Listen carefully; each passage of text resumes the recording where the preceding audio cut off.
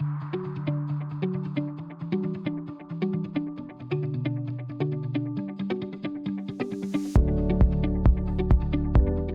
Andy Steuer. I'm the CEO and co-founder of Composer.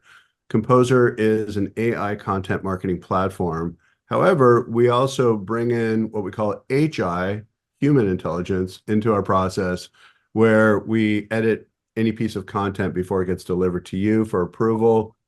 Once clients approve content, then we publish it to your website, to your social media channels, and we make it very easy for you to publish content on a cost-effective and high velocity basis. So that's a little bit about what we do. I'm a longtime entrepreneur. I've been building internet companies since the very, very early days of the internet, since 1994, and have been part of companies that sold to Disney, IAC, NBC. So been doing this stuff for a while. I love helping companies grow. It's a passion of mine. And so this is kind of a little bit about our background. We are a team of entrepreneurs who have built content solutions for our clients. And so moving into why content, what's so important about content, and why would somebody invest their time and money into creating content? Well, content happens to be the connective tissue between your prospect and you when they come to your website or when they go to your social media or when they're just scrolling through Instagram or Facebook or LinkedIn. You want to show up there, right? So, and when you show up, you want to say something interesting. You want to say something that's compelling. It's going to drive engagement, and it's going to drive visitors to either your LinkedIn profile if that's your goal, if you're posting on LinkedIn, or to your website. When they come to your website, we all get visitors that come to our websites. If you ever take a look at Google Analytics and you look at how many people come to your website, those are people that are coming to your website. What are you saying to those people? And that's why content is important. There's also other residual benefits as well. You show up on Google when you do content marketing properly. So we're going to talk a little bit about how to do content marketing properly, what you want to write about, and how you do it, right? So we'll cover that all in the next 25 minutes. For now, as part of making this an interactive session, what I'd like to do is ask any of you to drop your website URL into the chat. Because what we'll do is we'll take a look at your website and we'll do a real-time kind of analysis, and then we'll also even write some content. I'll show you how, Google looks at your website and then what content you might want to write. I'm going to share my screen and we're going to go through what SEO companies go through. I'm going to demystify how SEO works a little bit here in the process. Okay, so first thing is, this is great that you're talking about accountants and accountants for your business. This is called a title tag right here. This is this is an H1 tag rather. And this is, one of the first things that Google looks at. They also look at what's called the title tag. This is what you say up here in the title of the page, right? So this is your business, complete accounting and finance solutions. So wonderful. And now what Google is looking for is they are looking for what kind of content do you have on your website? How are you educating your customers? And so when I look at this website, this looks like a one-page website, which is fine. However, what Google's looking for is that they're looking for more information about what you do, how you do it. All of these are great, what are called topics. These are great things to talk about more. And if you create a blog, for example, you can talk more about each one of these individual things. Google has millions of websites that they have to crawl, and they need to categorize each one of them. And when it's up to Google, they're going to pick their battles and say, hey, I'm gonna pick websites that are educating people, that are talking about useful information about challenges that people have, challenges that customers have, businesses have. How do I do budgeting? How do I do some financial planning and other services that are related to accounting in this case? That's what Google is going to be looking for. And so we want to be able to serve that up. And when we serve that up, we do that with content. So I'll come back to this in a moment. Let's just take a look at a couple of others here. I want to pause you, Andy, but just if you gave me one takeaway, what would that takeaway be? The takeaway would be that you need to create more content on your website that tells Okay. people more about what you do, right? Okay. This is a good, kind of starting point, Uh-huh. but I would build on this and I would create more pages to your website that have more content about, so what do you do with individual and corporate taxes, Uh-huh. right? Split those up into two categories and have content written about each one of those. Okay. Um, Financial planning, same thing. Audit Mm-hmm. defense and services, same thing, right? So, and we can even show you. I'll show you how we do that in just a moment. Okay. Um, Thank you. yeah, my pleasure. And Sean, we'll dig into that in just a moment. Dr. Davis, here we go. So here's your website. Website looks great. What we offer, okay, great, holistic health counseling. So these are also great ideas to expand upon, right? You've got some testimonials up here. This is all good. Your services, wonderful. Oh, great, you got a blog. Let's take a look at your blog.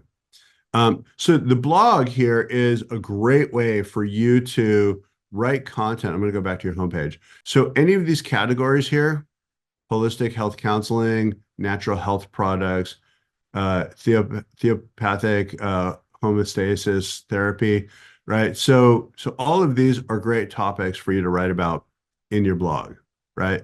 And you've broken them out into a few topics here. One thing you want to do is you want to be consistent about the topics that you're writing. There's a concept I'm just going to introduce here called topic clusters.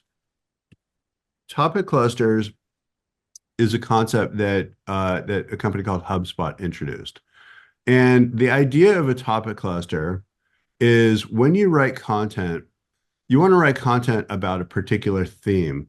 And all of these articles are related to that theme, and they point to a main page. This main page is called a pillar page.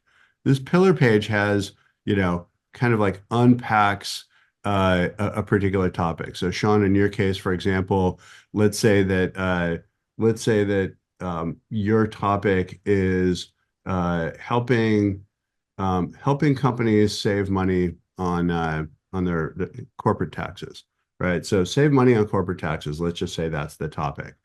In that topic, there's several subtopics that you can write about, and techniques and strategies that you may apply to be able to do that. You want to unpack that in this pillar post. Think of this as like a main page on your website. And then you have blog content that talks more about each one of those things in more detail, and you link to that pillar page.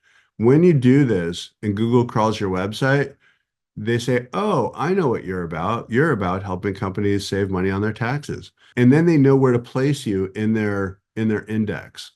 This is where a lot of companies fall short, is that they don't know that this is what Google's looking for. So as I was saying, I want to demystify SEO a little bit for you. There's more to it than this, but this is a core part of it, is creating these topic clusters here so that you tell Google and you tell your customer that you're an expert in that particular topic, right? So Crosby Counseling and Wellness. Let's look at this again. So individual psychotherapy, couple family therapy, consultation and supervision. Okay, great. So great website.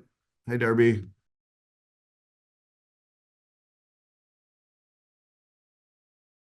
It's a one-page website again. This website needs more content so that Google says, "Oh, I know what you do. I'll place you in my index and rank you organically so that you can get more traffic to your website."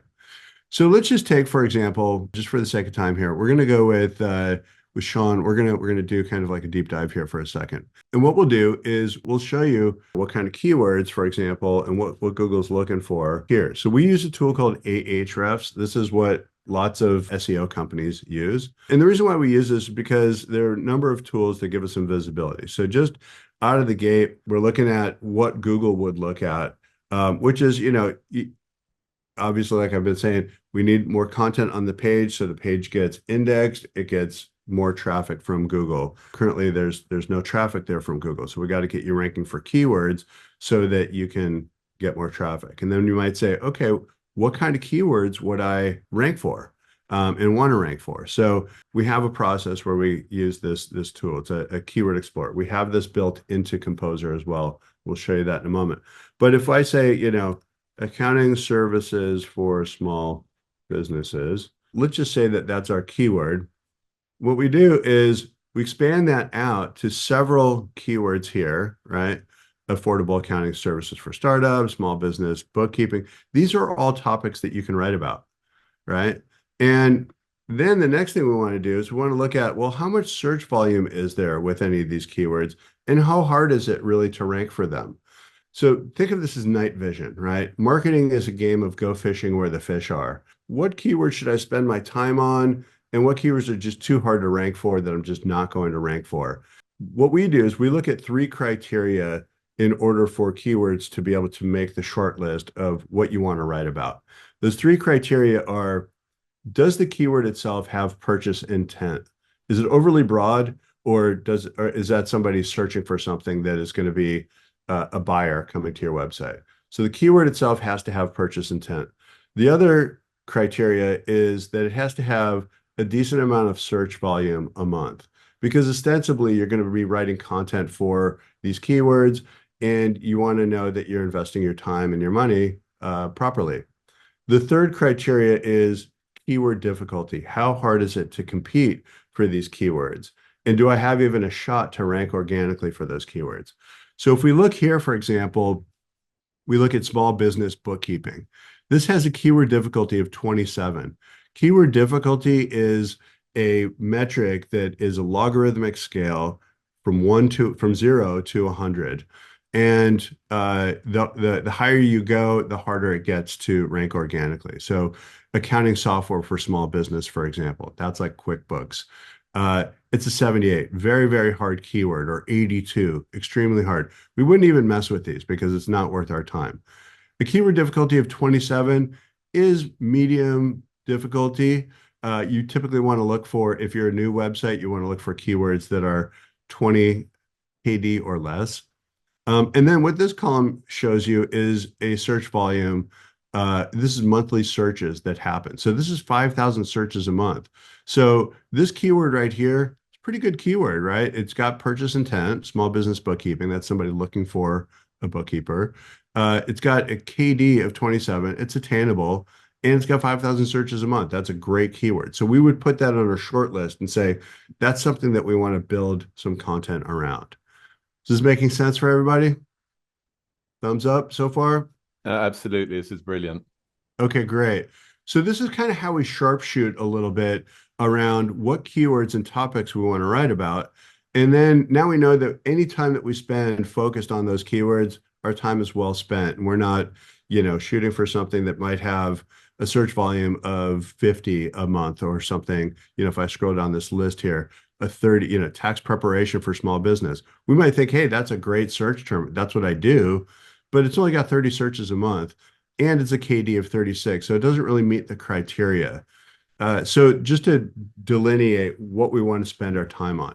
So when you work with us as a composer, we help you figure this stuff out. We put a plan together for you, and then we write content using AI to keep your costs low, but we also have human intelligence behind it so that we're editing each piece of content so that it's ready for publication.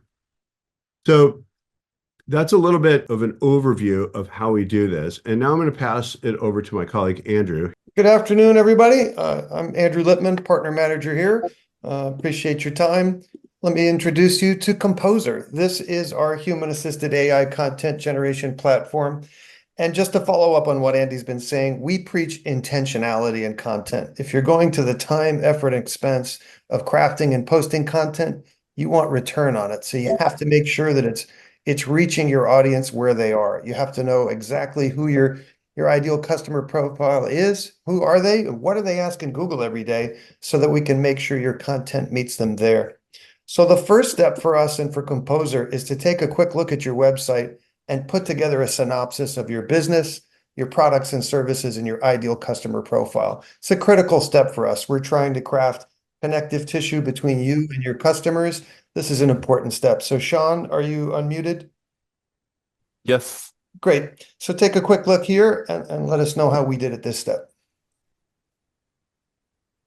And while Sean's doing that, what we did is we crawled his website, pulled it back, our AI did an analysis on his website and said, here's the company overview, here are the products and services that you offer, and here's the ideal customer profile for your business.